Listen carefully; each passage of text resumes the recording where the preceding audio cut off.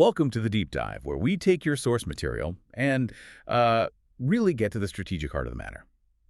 Today, we are strapping in for a pretty high-stakes analysis of the professional wrestling world, specifically NXT. Oh, absolutely. We're dissecting some tectonic strategic shifts. And our source for this deep dive is the analysis from the Sox Sorority podcast under the very pointed title, The Don's Shadow. Our mission today is, well, it's laser focused. For anyone out there tracking the shifting power dynamics in NXT, you need to listen closely. We're not just, analyzing match results. No, not at all. We are dissecting a major dramatic character change, Tony D'Angelo's complete transformation. And how that one move just fundamentally alters the entire power structure. And creates massive, massive political debt. That's the key. That is the key. This isn't about who won or lost on Tuesday night. It's all about pattern recognition.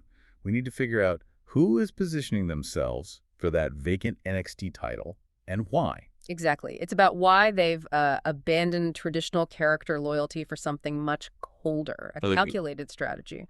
It's the ultimate pivot, really. You're switching from brute force and, family ties to playing boardroom chess. And what's fascinating is that the brute force is still there. It's a factor. But it's not the driver anymore. It's just a tool now. It's a tool, yeah. Guided by a colder, more clinical intellect, we're tracking influence and leverage, and honestly, that's often more valuable than a simple win-loss record. Okay, let's just jump right in, starting with a crucial wrinkle in the women's division that signals, well, immediate complications. We had a surprise return. Jada Parker is back. Huge return. She was off since October.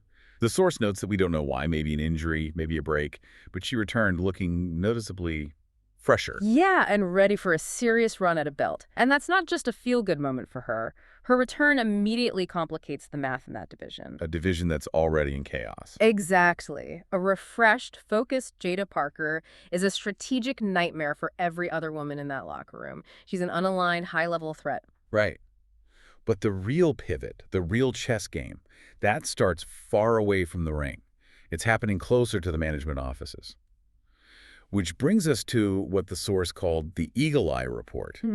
This section confirms that the power players are focused squarely on the business side of NXT right now. And Tony D'Angelo is watching them closely. Precisely. And the detail the source provides here is paramount. He wasn't just milling about backstage. No. He was observed lurking, specifically when two key management figures, Ava and Robert Stone, were discussing the new signee, Blake Monroe. This wasn't casual. It was pure reconnaissance. Unadulterated reconnaissance. And this is where we need to give you some crucial context, because the name Blake Monroe might sound new.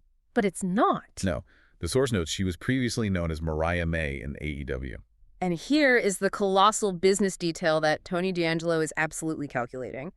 The source was surprised that Blake Monroe wasn't just signed, Right. but was apparently allowed to bring a variation of that established, successful, and very recognizable character with her from a major rival. That's a huge tell. It's an enormous investment and a strategic concession by management. So what does that tell Tony D, who's watching this specific interaction? It tells him where the money is going. Exactly. It tells him that NXT management is prioritizing marketability and investment over, protecting the traditional in-house NXT brand. He's not just focused on wrestlers anymore. Not at all. He is targeting the business of NXT itself. He's tracking their investments, gauging their plans for the vacant title. It's a complete philosophical overhaul. Which brings us to the centerpiece of this entire deep dive. Yeah.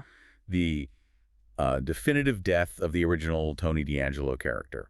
The central theme of the source is stark, and we have to emphasize this. The Italian godfather is gone. And this is not a minor wardrobe change. This is a seismic, high-risk character overhaul. You have to think about the risk involved in shedding that persona. I mean, the godfather was successful, beloved by fans, a key merchandise mover.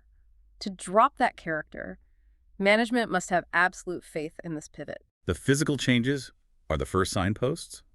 Gone are the sweatsuits. Gone is the mafia hat. The whole Italian godfather look is just gone. And the source gives us this brilliant shorthand for the shift. Say goodbye to the Sopranos and hello to the Equalizer. That comparison is just perfect. It frames the transformation perfectly. From a crime boss who deals in loyalty and sentiment. To a cold, efficient, ruthless operative. It's a whole different energy.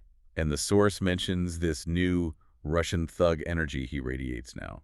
Not about nationality, but the aesthetic. Right. It's about the aesthetic of a ruthless, results-driven professional. He appeared, and I'm quoting here, jacked, like a mercenary. Which sends a very singular message. It says, I am here to achieve a task, and your feelings mean nothing to the operation. The source description really brings home the psychological terror of this new persona.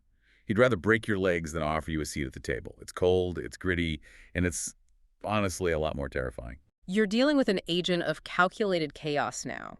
He's unpredictable to his allies and devastating to his enemies because he's entirely results-driven. The psychological implication for his family must be huge. Oh, massive. They're now subordinate to his results, not their shared history. The family might still exist in name, but they are clearly employees now. Okay, so we have the new aesthetic, the new mindset, the new focus on the business side. Now we need proof in the ring. And we got it. In the main event, Joe Hendry versus Dion Lennox, no DQ match. The pre-match analysis was that this was structured to be a one-sided win for Dark State, right? It was a scenario designed to elevate the heel faction, but Tony D completely disrupted that plan. And the way he intervened is the strategic nugget here. His action was surgical. He didn't just injure the heels or break up the match. He performed a very specific, calculated action. He physically placed Hendry on top of Lennox. Yes, to secure the win for Joe Hendry. The source is adamant. This was not a family favor. It was a tactical strike. A strike designed to generate a specific future return on investment. Wait, but is that really smart? Helping the people's champ, Joe Hendry. Doesn't that risk diluting the pure ruthlessness of his new mercenary persona? See, that's the genius of it. He didn't help an ally, he helped a neutral asset. The source suggests the ruthlessness isn't diminished at all. Because the motive was leverage. The motive was clear. The cost to him was zero, but the benefit, the creation of high-profile leverage, is massive. It wasn't about being nice, it was about investing in a future debt. And this is where it gets really interesting. He created instant leverage. The strategic payoff is crystal clear. Tony D helped the people's champ. And now, the people's champ owes the Don a massive, high-profile political favor. A favor that can be called in at any time. This is the ultimate application of the new mindset. The old Don sought loyalty through fear. The new enforcer seeks control through strategic debt. He's investing in political capital. And what's the currency of that debt in wrestling? It's reluctance to challenge you, it's providing interference, or it could even be taking a loss to clear the books. And with the title tournament starting now, that debt is probably due to be collected very soon. Very soon. Hendry might have to pay that back in one of the qualifying matches for the six-man ladder match. Tony D has essentially bought a vote. That is the strategic weight of this move. Yeah. He has manipulated the main event structure without even participating. It's power through proxy. It's far more insidious than simple power through force. So while Tony D is building control through political debt, the women's division title picture is being defined by, well, psychological breakdown. Yes. Let's shift focus for a second. We need the complete picture of the chaos around the titles, especially with Jada Parker back. Let's look at the championship drama.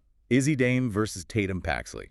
Izzy had been acting incredibly high and mighty, trying to establish herself as the unchallenged authority figure. But Tatum is just proving to be a master of mind games. Demoralizing mind games. She isn't just winning matches, she's breaking Izzy down visually, in public. The source notes the champion is visibly shook. She looks like she's seen a ghost. Right. The mental warfare is working. Tatum is using these specific acts of aggression, like headbutting the official, to show she's operating on a different, more chaotic level. She's not just defying the champion. She is actively forcing the champion to question her own sanity and control. When Tatum attacked her and then headbutted the official, Izzy's reaction was just pure shock, not rage. Which tells you everything. This feud isn't finished. And Izzy's entire reign is fundamentally unstable now because her mind has been compromised. The whole division is volatile. A volatile women's division, a vacant men's title, and a re-engineered strategic genius lurking backstage. It's all coming to a head. Circling back to Tony D, we have to connect these moves to the biggest upcoming event, the six-man ladder match for the vacant NXT title on February 3rd. And if you connect the dots, look at the family's current strength. Yep. It's unprecedented. Stax holds a TNA title, which gives them cross-promotional leverage, external visibility. Meanwhile, Tony D is running the main event scene internally, creating these massive actionable debts with guys like Joe Hendry. So what does this all mean for February 3rd? The central question from the source is, does this level of influence make the family the prohibitive favorite to take the gold? Well, given their current alignment and power, they are incredibly well positioned. But What? this is the most cold-blooded observation in the entire analysis. The source includes a critical, long-term prediction that underscores the sheer ruthlessness of the new Tony D. What's the prediction? That despite their current success, at some point that Tony will come for stacks. Wow. It's definite. That is profound. It suggests that Tony's entire strategy, even building up the family's external strength with Stack's title, is all self-serving. It's transactional. The family is a temporary vehicle for his own advancement. The minute Stack's title becomes a bigger asset to Tony D than Stacks himself, the partnership ends. The new enforcer doesn't value loyalty. He values maximum efficiency. The groundwork has already been laid for the ultimate betrayal. So this deep dive, it really shows us that the strategic focus in NXT has shifted fundamentally. Yeah. From traditional character loyalty, the Godfather, To cold, calculated results and structural control.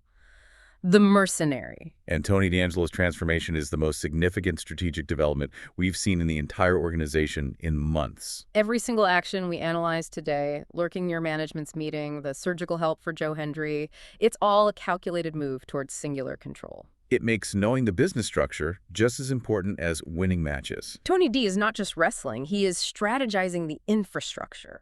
Which leaves us with this final provocative thought for you to consider. If Tony D'Angelo is now prioritizing the business structure over family tradition, and he is methodically calculating who owes him a favor, the question becomes, who else in NXT, from management like Ava and Robert Stone to the champion Izzy Dame herself, has he already calculated as a future asset, or an unavoidable political liability that needs to be dealt with? The debt may be owed to the Don, but the Don is now playing only for himself.